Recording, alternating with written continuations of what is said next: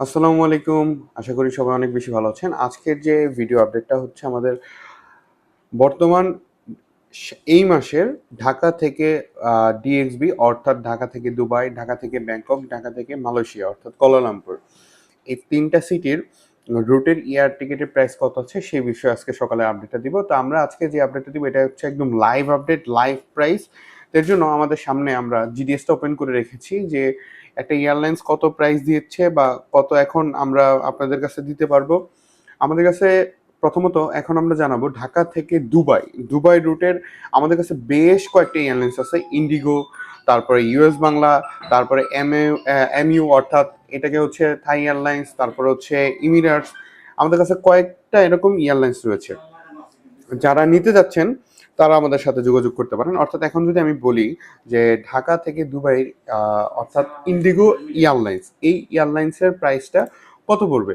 তখন আমরা যদি দেখি ঢাকা থেকে দুবাই ইন্ডিগো এয়ারলাইন্সের যদি ফ্লাইট ডিটেলসটা দেখি, আমরা একটু সার্চ করব, আমাদেরকে সময় দিতে হবে। আপনারা চাইলে আপনাদেরকে জিডিএস ডিরেক্টলি দেখাতে পারতাম, কিন্তু আমাদের অনেক কাস্টমার আছে যারা জিডিএস জিনিসটা, এটা হচ্ছে বিভিন্ন কোডিং, এটা আপনারা বুঝবেন না। আপনাদের বুঝার স্বার্থে আমি জাস্ট বলে দিচ্ছি। আচ্ছা, ইন্ডিগো এয়ারলাইন্স রয়েছে আমাদের কাছে ঢাকা থেকে দুবাই। এই মুহূর্তে এটার প্রাইস রয়েছে 48,500 টাকা। 48,500 টাকা। এটা হচ্ছে সেপ্টেম্বর মাসের 15 তারিখ।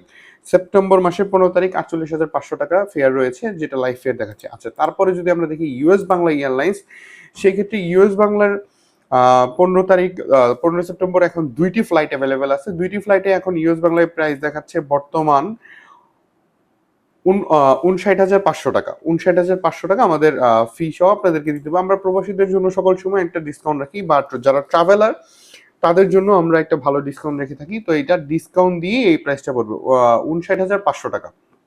তারপরে যদি আমরা দেখি, অর্থাৎ এরপরে আমরা যদি চায়না এয়ারলাইন্স দেখি বা ইমিরেটস দেখি, তাহলে সেই ক্ষেত্রে পড়বে হচ্ছে এটার প্রাইস পড়বে 65,000 টাকা। তারপরে ইমিরেটস এয়ারলাইন্স এটা পড়বে হচ্ছে আপনার 67,000। তারপরে হচ্ছে জে নাইন অর্থাৎ আপনার জাজিরা এয়ারলাইন্স, এটা পড়বে হচ্ছে আপনাদের 75,000। এই এয়ারলাইন্সের প্রাইসটা একটু বেশি। এখন আমরা যদি দেখি যে কোয়ালালামপুর কুল অর্থাৎ কোয়ালালামপুর সেম ডেটে যদি আমরা দেখি, সেই ক্ষেত্রে কোয়ালালামপুর এয়ারলাইন্সের প্রাইস পড়বে, নর্মালি স্টার্টিং প্রাইস আছে 25,000 টাকা থেকে 25,000, অর্থাৎ 25,000। তারপরে টিজি অর্থাৎ থাই এয়ারলাইন্স, এটা পড়বে হচ্ছে 32,000, 30,000।